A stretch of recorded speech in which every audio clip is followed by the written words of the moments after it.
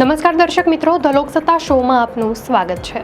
ભારતમાં તબીબી અભ્યાસનું સામાજિક મૂલ્ય અને રસ સતત વધી રહ્યો છે, જેના પરિણામે દર વર્ષે ડોક્ટર બનવા માંગતા વિદ્યાર્થીઓની સંખ્યામાં ઉછાળો આવે છે।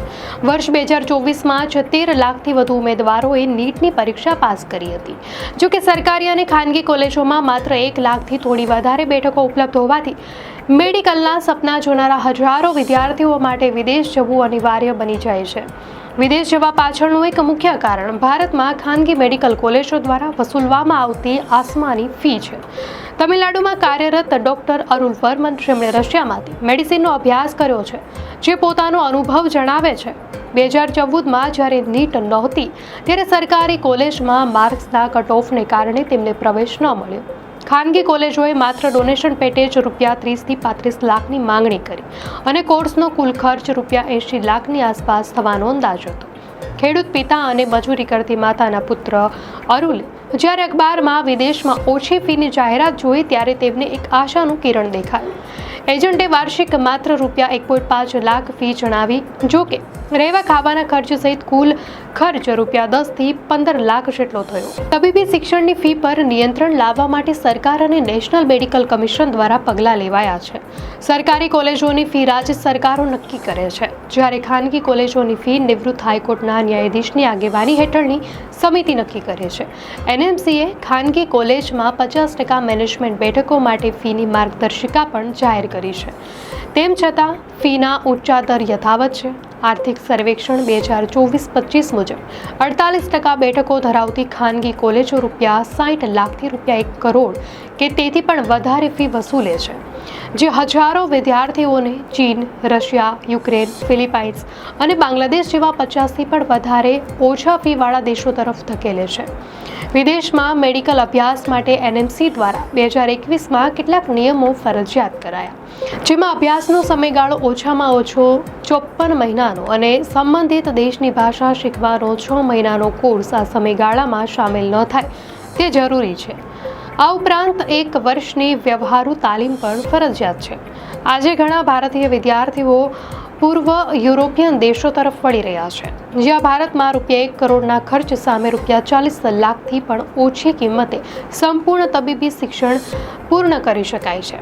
IMDbના ડિરેક્ટર શશિધરન નામ્બિયારના મતે આ દેશોમાં ધોરણ 12માં 50% થી 60% ગુણ ધરાવતા વિદ્યાર્થીઓ પણ મેડિકલ અભ્યાસ માટે લાયક બની શકે છે।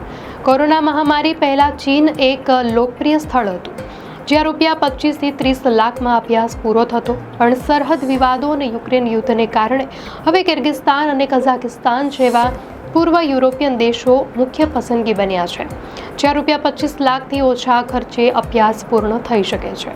કાશ્મીર, પશ્ચિમ બંગાળ અને ઉત્તરીય રાજ્યોના વિદ્યાર્થીઓ બાંગ્લાદેશ અને નેપાળ તરફ વળે છે, ત્યારે તાજેતરમાં વિયેતનામ પણ એક વિકલ્પ તરીકે ઉભરી આવ્યું છે, જ્યાં ભારતીય અભ્યાસક્રમ જેવો જ મેડિકલ અભ્યાસ ₹25 લાખથી ઓછા ખર્ચે શક્ય છે। ફિલિપાઇન્સ ભારતીય વિદ્યાર્થીઓ માટે એક લોકપ્રિય સ્થળ છે, કારણ કે તે અંગ્રેજી બોલતો દેશ છે અને ત્યાંનું વાતાવરણ ભારત જેવું જ હોવાથી રોગો પણ સમાન હોય છે, જે વિદ્યાર્થીઓને સરળતાથી શીખવામાં મદદ કરે છે। એક એજન્સીના એક્ઝિક્યુટિવ ડિરેક્ટર અશોક કુમાર ઉમેરે છે કે ફિલિપાઇન્સમાં વિઝા રિન્યુઅલ માટે દર વર્ષે ભારત આવવાની જરૂર નથી પડતી। સૌથી મહત્વનું, માત્ર ફિલિપાઇન્સમાં જ વિદ્યાર્થીઓ મૃતદેહોનો ઉપયોગ કરીને શીખી શકે છે, જ્યારે અન્ય દેશોમાં મોડલનો ઉપયોગ થાય છે। ઉઝબેકિસ્તાન પણ એક મહત્વનું સ્થળ બની રહ્યું છે, ખાસ કરીને રશિયા યુક્રેન યુદ્ધ પછી અહીં એપોલો ગ્રુપ પણ ભારતીય વિદ્યાર્થીઓને લગભગ ₹40 લાખમાં તબીબી શિક્ષણ પૂરું પાડી રહ્યું છે, જે યુક્રેનમાંથી ટ્રાન્સફર થયેલા ઘણા વિદ્યાર્થીઓ અભ્યાસ કરી રહ્યા છે। વિદેશમાં મેડિકલ અભ્યાસ પૂર્ણ કર્યા બાદ ભારતમાં ડોક્ટર બનવા માટે foreign medical graduate exam pass કરવી પડે છે।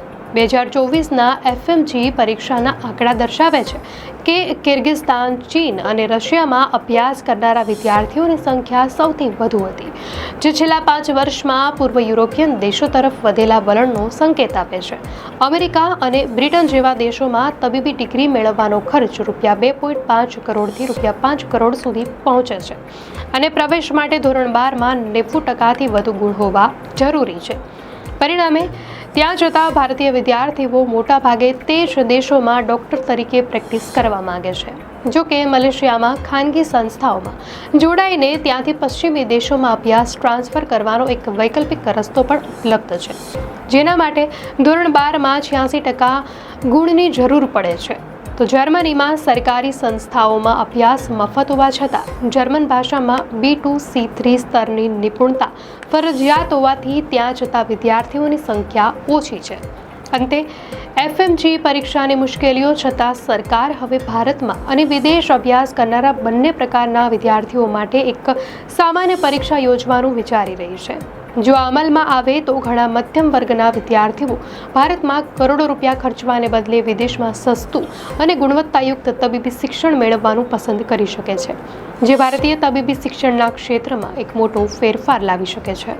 દર્શક મિત્રો, આ માહિતી આપને કેવી લાગી? આપની પ્રતિક્રિયા અમને કોમેન્ટમાં ચોક્કસથી જણાવશો. અને જો આપને આ વિડીયો સારો લાગ્યો હોય તો વિડીયોને લાઇક કરો અને ચેનલને સબસ્ક્રાઇબ કરો.